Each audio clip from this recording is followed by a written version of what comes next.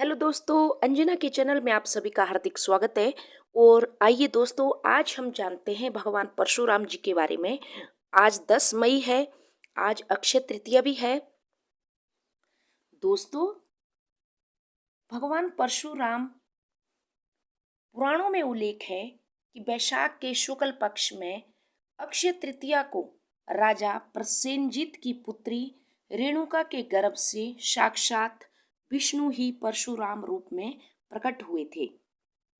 महर्षि जमदग्नि के इस पुत्र का नाम राम था, जो परशु अथवा फरसा धारण कर लेने से परशुराम कहे जाने लगे। परशुराम के पिता एक ब्राह्मण थे।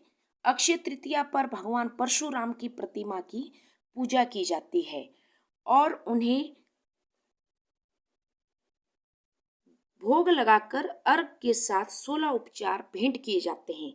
भगवान परशुराम का जन्म हो जाने से अक्षय तृतीया की महिमा इतनी बढ़ गई कि इसे सभी शुभ कार्यों के लिए अबुझ तिथि घोषित कर दिया गया।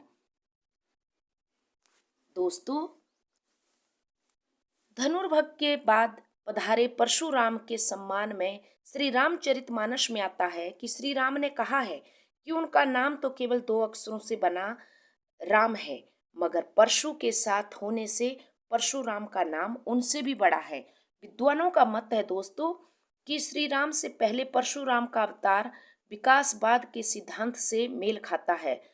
बराह पुराण में यह भी वर्णन आता है दोस्तों कि परशुराम की पूजा करने से धन की प्राप्ति होती है। सनातन संस्कृति में 8 चिरंजीवियों का उल्लेख है। ये वो हैं, अगर आप जैसे आपके बच्चे का या किसी का जन्मदिन है तो इन 8 जो भी ये दीर्घायु हैं, चिरंजीवी हमारे ये महापुरुष है सनातन धर्म के, इनका नाम है जैसे कि अश्वत्थामा, वली, व्यास, हनुमान, विभीषण, कृपाचार्य, परशुराम और मार्कंडेय महर्षि। लंबी आयु की कामना के लिए इनकी पूजा की जाती है। दीर्घ जीवन धारण करने से ही परशुराम की भेंट रामायण में श्री राम जी से होती है और महाभारत में वे पितामह भीष्म के विद्या गुरु भी हैं। दोस्तों, धर्म संस्थापना के लिए पुरुषोत्तम भगवान श्री हरि ने भृगुपति परशुराम में अतुल्य कर्मों का संपादन किया। दोस्तों, वे एक हाथ में शस्त्र और दूसरे में शास्त्र धारण करते हैं। उनके बारे में पुराणों में उल्लेख है कि परशुराम ने 21 बार क्षत्रियों का विनाश किया, महर्षि कश्यप को पृथ्वी का दान किया, मिथिला में विवाह कर अयोध्या लौटते हुए श्री राम के मिलने पर वीरता का हास और पश्चिमी सागर को पीछे हटा देने की कथाएं भी प्रचलित हैं। उनके बारे में ये सब कहा जाता है। दोस्तों, संस्कृत कवि भवभूति लिखते हैं कि ब्रह्म ज्ञान और तपस्या के निधि भगवान परशुराम का क्या लोकोत्तर नहीं है। परशुराम के शौर्य की सीमा शत्रुकुल के क्षय तक, यश की सीमा संपूर्ण ब्रह्मांड तक, त्याग की सीमा जीती हुई धरती को निस्वार्थ दान करने में और पराक्रम की सीमा वाणी से व्यक्त नहीं की जा सकती।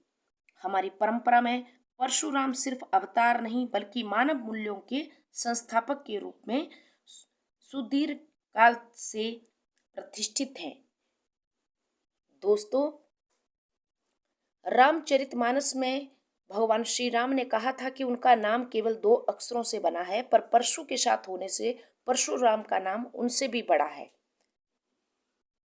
दोस्तों, ये था भगवान परशुराम के बारे में कि अक्षय तृतीया के दिन उनका जन्म हुआ था और अक्षय की तृतीया के दिन हमें क्या करना चाहिए। अक्षय तृतीया के दिन माता महालक्ष्मी जी की पूजा करनी चाहिए।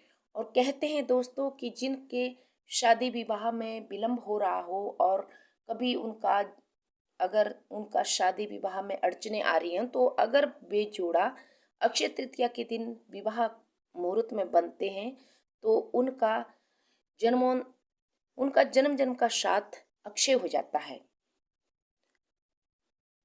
अक्षय तृतीया के दिन आप कोई भी धर्म पुण्य का कार्य करते हैं तो उसका करोड़ों गुना फल मिलता है। तो ये था तो दोस्तों अक्षय तृतीया के बारे में। आशा करती हूँ आप सबको पसंद आया होगा। तो please subscribe me my channel. Thank you.